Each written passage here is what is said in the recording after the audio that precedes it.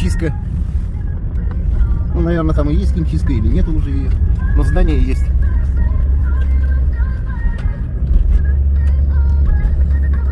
Утренняя такая вот. Вот новые дома стоят кое-где, где-то что-то.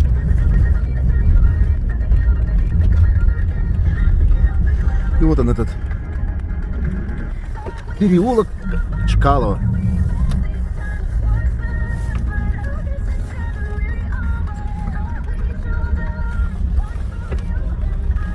Там живет дядя Степа, который очень хорошо делает машины.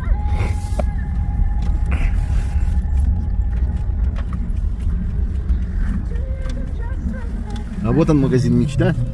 И вот это вот волк, которого надо покормить.